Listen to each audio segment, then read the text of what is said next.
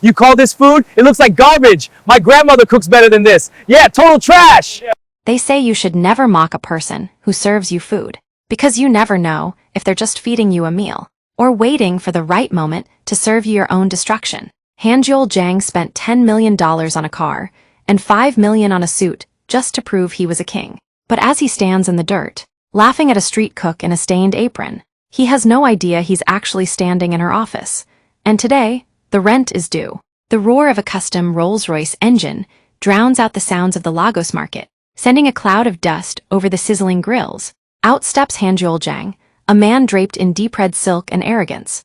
To the crowd, he is the Red Dragon, the brutal boss of a Korean syndicate that owns half the city's shadows. He stops at a humble food stall, his heavy gold watch catching the midday sun as he points at the woman behind the flames. Look at this, Hanjul sneers, his laughter sharp and jagged. A peasant in a tall hat pretending she's a chef. Do you even know who I am? I could buy this entire block just to watch it burn. He tosses a crumpled stack of high-value bills into the charcoal ash at her feet, a silent demand for her to kneel. His enforcers stand behind him like stone statues, their eyes cold. But Senora Nwaka doesn't flinch. She doesn't reach for the money. She doesn't even stop the rhythmic click-clack of her knife against the cutting board. She simply looks at him, not with the fear of a victim, but with the chilling patience of a predator, watching a fly walk into a web. Hanjul thinks he's looking at a street vendor. He doesn't realize he's looking at the secret trustee of the Jang family's lost billions. He's looking at the only woman with the legal power to turn his empire into smoke with a single phone call. He came here to disgrace her. By sunset, he'll be begging her for his life. The dust from Hanjul's motorcade settled like a shroud over the vibrant market. But the silence that followed was even heavier. The Red Dragon didn't just walk. He claimed the air around him. As he leaned over Senora's wooden counter, the scent of his expensive cologne clashed violently with the aroma of charred meat and spices. He picked up a piece of perfectly grilled lobster with 2 fingers, looking at it as if it were a piece of garbage. You move like a queen, Senora. He drawled, his voice dripping with a mockery that made his bodyguards chuckle. But look at where you are.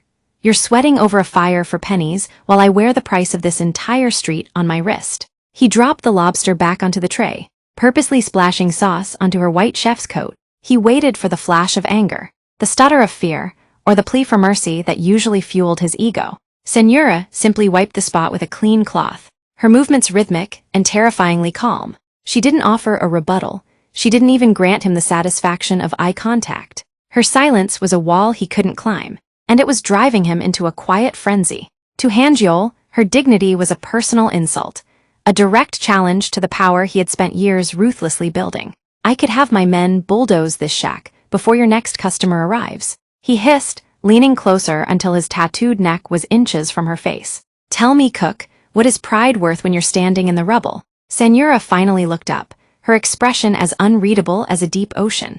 The rubble is usually where people find what they've lost. Mr. Jang, she said softly. Hanjul's smile faltered as his phone vibrated violently in his pocket. He pulled it out to find a high-priority alert from his private vault. A digital signature he hadn't seen in 20 years had just been used to access his primary offshore account. His face went pale as he looked from the screen back to the woman behind the grill. She wasn't looking at him anymore. She was looking at the watch on her own wrist, counting down the seconds. Hanjul's laughter was a jagged blade, but Senora was no longer listening to his voice. While he paced like a caged predator in front of her stall, she narrowed her focus, her ears tuning into the low-frequency murmurs of the 2 enforcers standing by the Rolls-Royce. They thought she was just a local vendor, invisible and uneducated, so they didn't bother to lower their voices. They spoke in rapid-fire technicalities about Terminal 4 Inches and the Sector 7 warehouse, complaining about a shipment of high-end electronics that had been diverted to avoid a sudden customs inspection. Senora's hand didn't shake as she flipped a skewer, but internally, her mind was moving at lightning speed. Sector 7 wasn't just any warehouse. It was a cornerstone of the original Jang legacy, a facility held in an ironclad trust that she alone managed from the shadows. By using those coordinates, Hanjul wasn't just rebuilding his family's name. He was squatting in her properties to move gray market goods, bypass taxes, and launder his syndicate's profits. He was building his house of cards on her foundation, unaware that she held the blueprint for the entire structure. She watched him through the rising steam, realizing he had grown sloppy in his arrogance. He believed he was the architect of this new era, but he was merely a ghost, haunting the halls of an empire she had kept alive. As he leaned against the counter to deliver another insult, Senora subtly adjusted a small, high-frequency device hidden beneath the wooden ledge of her grill. It pulsed once, capturing the encrypted signals from the bodyguard's handheld radios. "You're very loud for a man who doesn't own his own front door." "Mr. Jang," she said, her voice a calm ripple in the heat. Hanjeol opened his mouth to snap back, but his lead enforcer suddenly stepped forward. His face drained of color. He whispered into Hanjeol's ear, his eyes darting towards Senora in sudden terror. The secure, Sector 7, warehouse hadn't just been flagged. The electronic locks had been remotely engaged from an external master key, trapping $10 million of his inventory inside. Hanjeol turned back to Senora, the sweat on his brow no longer coming from the heat of the fire. "What did you just say?" he hissed. Senora simply offered him a plate. "I said dinner is served, and you're about to lose your appetite." Hanjeol's phone didn't just vibrate this time. It shrieked with the persistence of a siren. He snatched it from his pocket, his face contorting as he read a high-priority notification from his chief legal counsel. An anonymous firm, operating through a series of offshore shells, had just filed a formal cease and desist against his primary holding company. The document claimed immediate possession of the Sector 7 facility and every asset currently housed within its walls. It wasn't just a threat, it was a legal execution. "Who is doing this?" he roared, his voice cracking the humid air of the market. He paced in a tight, frantic circle, kicking a stray plastic stool out of his path. "I built that sector, I reclaimed it." He barked orders into the phone, demanding his team find the physical location of the sender. But the digital trail ended in a dead-end encrypted server located halfway across the globe. He felt like he was swinging at a ghost, a shadow that knew his every move before he even made it. Senora watched him unravel, her hands moving with the steady grace of an artisan. While he scrambled to save his crumbling facade, she calmly tapped a final command into her hidden interface. Within seconds, every digital billboard within a 3-block radius of the market flickered. The flashy advertisements for luxury watches and high-end cars vanished, replaced by a simple, stark image. The ancient crest of the Jang family empire, the one Hanjeol thought was buried in the past.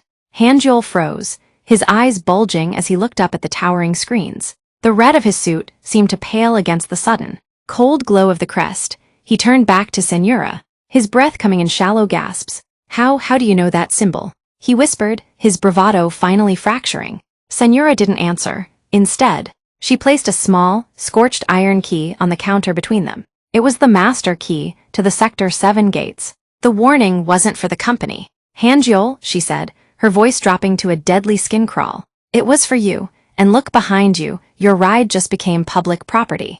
As she spoke, a heavy-duty tow truck with Empire Recovery Services, emblazoned on the side, pulled up directly behind his Rolls-Royce. The tow truck's hydraulic whine acted as a trigger. Hanjeol's face twisted from shock into a mask of pure, unadulterated rage. He looked at the scorched key on the counter, then at his repossessed car, and finally at the woman who remained as immovable as a mountain. "Trash it," he barked, his voice a guttural snarl. "Burn this wood to splinters. I want this entire stall leveled." The two enforcers stepped forward, their shadows stretching over Senora's grill. But as they reached for the heavy wooden beams, the lead bodyguard, a veteran of 100 street wars named Dishim, suddenly froze. He noticed something that his boss, blinded by ego, had completely missed. Senora hadn't reached for a weapon. She hadn't even stepped back. Instead, she had shifted her weight just slightly, her hands resting on the counter in a specific, disciplined stance used only by the highest-ranking instructors of the elite special guard. The same men who had protected the Jang family's original empire before its collapse. She wasn't looking at them like a victim. She was measuring the distance between her fingers and their pressure points. Her eyes were devoid of panic, filled instead with a cold, tactical appraisal that made Dishim's blood run like ice. He felt an instinctual, primal fear. This wasn't a cook.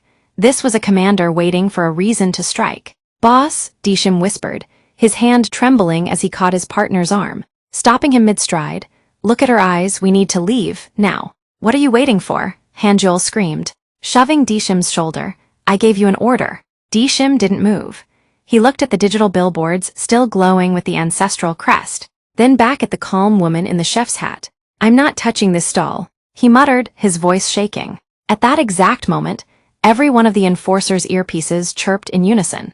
A voice they hadn't heard in a decade, the voice of the Empire's silent auditor, spoke a single code word that overrode their comms. Dishim's eyes went wide as he looked at Senora. "You," he breathed, but before he could finish, a sleek, black drone descended from the sky, hovering inches from Hanjul's face, projecting a live video feed of his private home office, being emptied by men in suits he didn't recognize. The market was a different world under the cover of darkness, the vibrant chaos replaced by long, flickering shadows and the heavy scent of cooling asphalt. Hanjul returned not with a motorcade, but with a vengeance that burned hotter than any grill. He stepped out of a nondescript SUV, his red suit now appearing like a dark bloodstain under the dim streetlights. Behind him, a line of workers held heavy canisters, their faces obscured by the gloom. He wasn't laughing anymore. His ego had been bruised to the point of psychosis. The billboards, the car, the bank accounts, it was a clever trick. "Senora," he spat, his voice echoing through the empty stalls. "But legal papers don't stop fire. I'm clearing this land tonight. By sunrise, your little kingdom will be ash, and I'll be breaking ground on a skyscraper that will bury your memory forever." Senora stood alone in the center of her stall, the only light coming from a small lantern hanging above her head. She wasn't wearing her chef's hat now, her braided hair sharp against the night sky. She didn't reach for a phone or a weapon. She simply held a long stainless steel ladle, resting it against the palm of her hand with the stillness of a monk. As Hanjul's men stepped forward to begin their work, she spoke, her voice low but carrying with a strange, subsonic authority. "You can't burn what you don't own, Hanjul." He laughed, a harsh, desperate sound. "I own the deed to this district. I signed the development papers an hour ago." "You signed a forgery," Senora replied, stepping into the light. "The land beneath your feet was never part of the municipal grid. It's private sovereign soil, held in a trust that hasn't been touched since 1926. She pointed the ladle toward the end of the street, where the darkness was suddenly pierced by the blinding white spotlights of 4 armored transport vehicles. "And the trust just sent its own cleaning crew." Hanjul spun around, his heart hammering against his ribs, as he realized the men stepping out of the vehicles weren't police. They were the board of directors from his own bank, and they were carrying a liquidation order. The night air grew cold as the blinding spotlights of the armored vehicles washed the color out of Hanjul's expensive suit. His phone began to vibrate with such frequency, it felt like a trapped insect in his hand. It was his lead counsel, a man who usually exuded the confidence of someone who could buy his way out of a murder charge. Now, his voice was a frantic, high-pitched mess. "Sir, stop whatever you're doing." The lawyer screamed over the line. "We've been served. It's not just a cease and desist anymore. The Lost Empire, the Jang family's original charter, it's been activated. It's real." Hanjul felt a wave of nausea. "What are you talking about? That's a legend. A story my grandfather told to hide his failures." "It's no story," the lawyer hissed. "A primary stakeholder just filed the activation papers through a holding company based in Lagos. They've executed a global lien clause. Every account, every shell company, even the offshore credit lines we used for the development, they're all frozen. We don't have enough liquid cash to pay the workers standing behind you right now." Hanjul looked back at his men. The workers holding the fuel canisters had stopped. They weren't looking at him for orders anymore. They were looking at their own phones, watching their digital wallets flash red as their payroll deposits were clawed back in real time. The power dynamic shifted in a heartbeat. He was no longer a boss. He was a man who owed money to a group of very tired, very angry people. Senora stood perfectly still, her ladle still resting in her palm. The bank directors approached her, but they didn't treat her like a vendor. They bowed. It was a deep, respectful gesture reserved for a sovereign. "You think you're fighting for a fortune."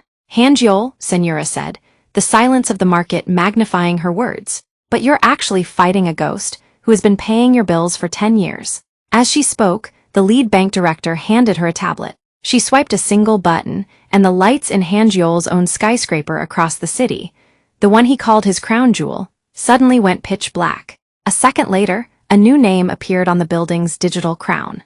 NWOKHJNG, HOLDINGS. Hanjul's phone slipped from his numb fingers and shattered on the pavement. "How?" he choked out. Senora stepped closer. the heat of the dying embers behind her casting a glow that made her look like a goddess of retribution. Because your grandfather didn't lose the empire in a gamble. Hanjeol, he sold it to save his life. And my father was the one who bought the receipt.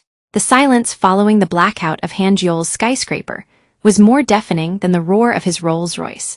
Stripped of his digital fortress and his financial armor, the red dragon finally snapped. He lunged forward, his face a distorted mask of desperation, hand outstretched to seize Senora by her collar. He wanted to shake the truth out of her, to prove she was still just a woman in an apron. But before his fingers could even graze the fabric of her coat, he found himself staring into eyes so cold they seemed to freeze the very air between them. Senora didn't flinch. She leaned in, her voice a razor-sharp whisper that cut through his panicked breathing.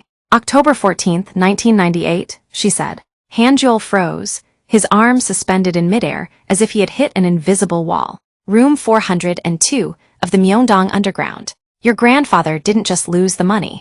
Hanjeol, he bet the family's honor on a single hand of cards and lost to a man he called a nobody. He begged for his life, and my father granted it, on the condition that the Jang name would only exist as long as we allowed it. Hanjeol's hand began to tremble violently. That date and location were the deepest, most guarded secrets of his lineage, fables whispered only by his dying father. To hear them spoken by a street cook in a Lagos market was like watching a ghost manifest in broad daylight. He realized then that Senora wasn't just a controller by title. She was the living ledger of his family's shame. She knew the names of the banks, the hidden blood oaths, and the exact price of the soul he had spent his life trying to polish. You're not a boss, Hanjeol, Senora continued, stepping around her grill to stand directly in his space. You're a debt that has finally come due. As the weight of her words sank in, his own lead bodyguard, Dishim, stepped forward, not to protect Hanjeol, but to hand Senora a leather-bound folder. Hanjeol watched in horror as his most loyal man knelt at her feet. The keys are ready, madam, Dishim whispered. Hanjeol looked at his man, then at Senora, and realized the betrayal went deeper than he ever imagined. His own security had been on her payroll since the day he arrived. The sound of Dishim's knees hitting the gravel was the first domino to fall. A low hum began to vibrate through the market floor, growing into the synchronized roar of high-performance engines. Out of the darkness, 4 matte black SUVs swept into the square, moving with a silent, lethal precision that made Hanjeol's hired thugs look like amateurs. These men didn't yell, they moved in perfect formation, forming a perimeter that effectively erased Hanjeol's existence from the space. Senora reached behind her waist and untied the strings of her apron. As the heavy fabric fell away, it revealed a tailored silk suit beneath. Dark as a moonless night, on her lapel sat a small, discreet pin, a gold and obsidian dragon entwined with a lotus. It was the original seal of the Lost Empire, a piece of jewelry that hadn't been seen in the sunlight for 3 generations. Hanjeol's eyes went wide, his breath hitching in his throat. He had spent millions trying to recreate that seal from sketches, but here it was, radiating a quiet, ancient authority that made his flashy red suit look like a cheap costume. The lead operative from the SUVs stepped forward, a woman with silver hair and eyes like flint, and handed Senora a pair of white gloves. The board is waiting in the air. Madam Nwaka, the operative said, her voice like velvet over steel. The liquidation of the Jang assets is 90% complete. Need your thumbprint to finalize the transfer of the headquarters. Senora stepped out from behind the grill, her transition from street cook to sovereign now absolute. She walked past Hanjeol, her shoulder barely brushing his, as if he were nothing more than a ghost. She didn't look at the fire or the money in the dirt. You asked me what pride was worth in the rubble. Hanjeol, she said, pausing at the door of the lead SUV. She turned her head just enough for him to see her smile, a look of terrifying pity. Tonight, you're going to find out. Because, as of 60 seconds ago, I didn't just take your company. I bought your debt from the people you fear the most. She climbed into the vehicle, but as the door began to close, she dropped a single gold coin onto the pavement. Keep that, you'll need it for the bus. The SUVs began to roll away, but Hanjeol's phone suddenly screamed one last time. It wasn't his lawyer. It was a restricted number from the High Council of the Underground, the men who had actually bankrolled his rise. The message was only 4 words long. She is the source. The tail lights of the black SUVs faded into the night, leaving Hanjeol Jang in a silence so profound it felt like a physical weight. The market, once his stage for a performance of dominance, was now his courtroom. He stood alone in the center of the road. The red fabric of his suit, once a symbol of blood and power, now looking like the desperate costume of a fallen clown. His men had vanished into the shadows. Their loyalties dissolved the moment their digital wallets emptied. Even the tow truck was gone, carrying his status and his pride into the dark. He looked down at the gold coin Senora had dropped. It glittered in the dirt, a mocking reminder of the small change he had once tossed at her. He reached for it, his fingers trembling, but a shadow fell over his hand. He looked up to see a group of the local vendors, people he had bullied and threatened for months. They didn't strike him,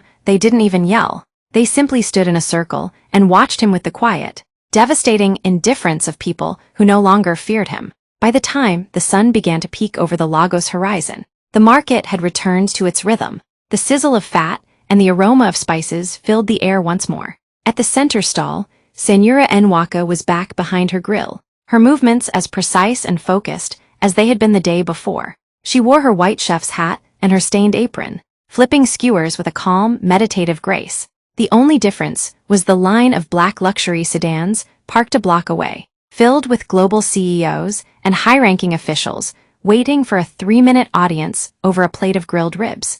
Hanjul was there too, sitting on the same plastic stool he had once kicked over, waiting in line like everyone else. He wasn't there for revenge. He was there because he had nowhere else to go. Senora didn't look up as she handed him a simple bowl of rice. She didn't need to. She had reclaimed the empire not with a sword, but by proving that the true power resides in the hand that feeds, not the hand that takes. But as Hanjul took his first bite, he noticed a small, handwritten note tucked beneath the bowl. The debt is clear, but the floor still needs sweeping. True power doesn't roar, it simmers. Hanjul learned that the person serving the plate often owns the table. Don't mistake humility for weakness. You never know whose empire you're standing in. Enjoyed this reveal? Subscribe to AfroKorean Grit Stories for more tales of hidden power and ultimate justice.